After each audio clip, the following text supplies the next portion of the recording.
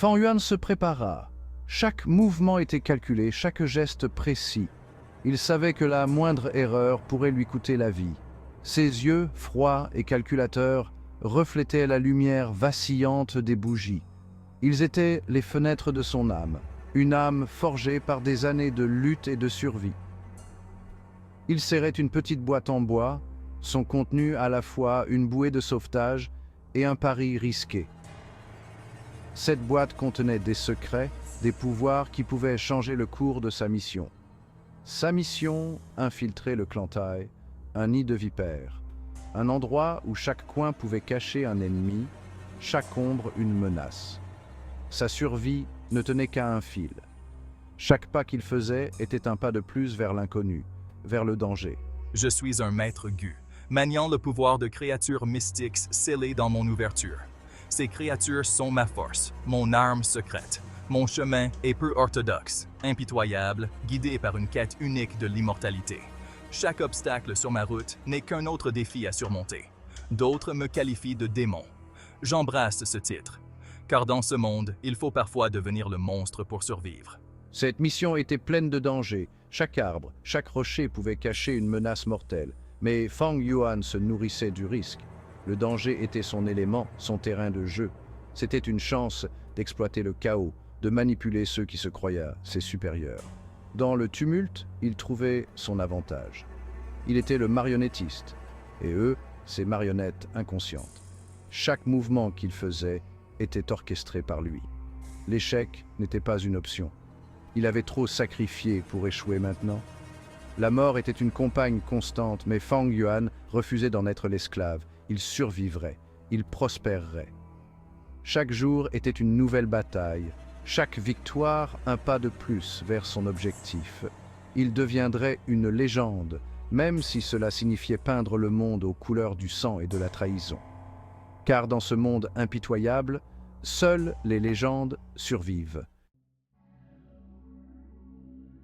Guillemot Shen, l'ancien chef de clan, l'ombre de sa gloire passée, observait Fang Yuan. Ses yeux, autrefois pleins de vigueur, étaient maintenant empreints de la sagesse et de la fatigue des années. Ils étaient liés par un pacte, mutuellement bénéfique, indéniablement dangereux. Un accord né de la nécessité et de la désespérance, où chaque partie avait quelque chose à gagner et tout à perdre. Mo Chen avait besoin de la cruauté de Fang Yuan. Fang Yuan de ses connaissances. Ensemble, ils formaient une alliance improbable mais redoutable, chacun apportant ses compétences uniques à la table. Leur accord était simple, infiltrer le clan Tai, semer le chaos et voler leurs trésors. Une mission périlleuse où chaque pas devait être calculé avec précision. En retour, Mo Chen fournirait des informations, des ressources et une certaine protection. Il avait accès à des secrets que peu connaissaient, des ressources cachées et des alliés discrets. C'était un jeu dangereux, mais auquel ils devaient tous deux jouer. Un jeu où la moindre erreur pouvait être fatale, mais où le succès promettait des récompenses inestimables. Le clan Ti est puissant. Soyez prudents, Fang Yuan. Leur influence s'étend loin et leur vengeance est implacable. Leur patriarche, Tai Ruonan, possède un instinct aiguisé. Il est connu pour sa perspicacité et sa capacité à anticiper les mouvements de ses ennemis. L'instinct n'est rien face à une planification minutieuse et à une touche de chaos. Avec une stratégie bien pensée, même les adversaires les plus redoutables peuvent être vaincus. Les lèvres de Fang Yuan se courbèrent en un sourire sans humour. Il savait que le chemin serait semé d'embûches, mais il était prêt à relever le défi. Il se nourrissait de ces défis, trouvant une étrange satisfaction dans la complexité des situations. Son esprit étant un labyrinthe de stratégies et de possibilités. Chaque mouvement, chaque décision était une pièce d'un puzzle plus grand, un jeu d'échecs où il devait toujours avoir plusieurs coups d'avance. Son plan reposait sur le lotus trésor de l'essence céleste, un artefact mystique capable d'amplifier le potentiel d'un maître Gu. C'était une lueur d'espoir pour le clan Tai, désireux d'éveiller ses lignées dormantes. Et Fang Yuan avait l'intention de l'utiliser. Il se présenterait comme un fils prodigue, de retour au clan avec le trésor en main. Une histoire fabriquée de toutes pièces, un personnage soigneusement élaboré. Il gagnerait leur confiance puis l'exploiterait, saignant le clan Tia Blanc de l'intérieur. Le Lotus est plus qu'un simple outil d'infiltration. C'est une arme. Son pouvoir, déchaîné au bon moment, pourrait briser la paix fragile au sein du clan, retournant la famille contre la famille, le frère contre le frère. Et je serai là pour ramasser les morceaux.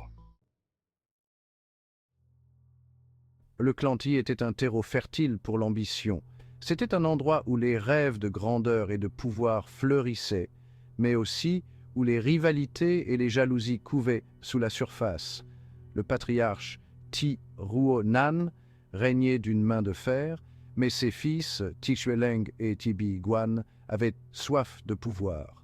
Chacun d'eux voyait en lui-même le futur leader du clan, prêt à tout pour prouver sa valeur et surpasser l'autre. L'arrivée de Fang Yuan, porteur du lotus trésor de l'essence céleste, allait briser la paix fragile.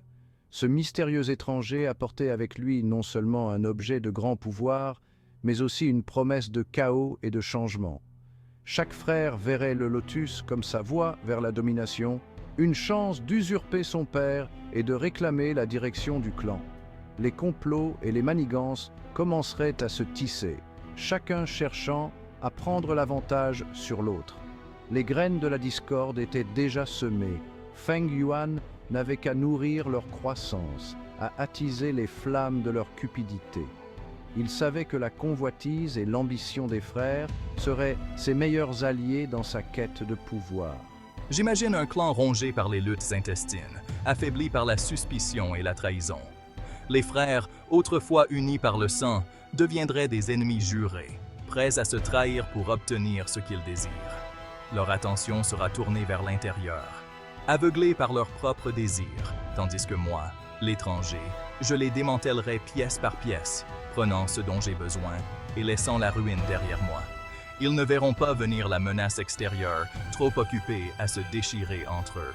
Ils regarderaient le clan Tai se déchirer, le tout selon ses plans. Chaque dispute, chaque conflit ne ferait que renforcer sa position, le rapprochant de son objectif ultime.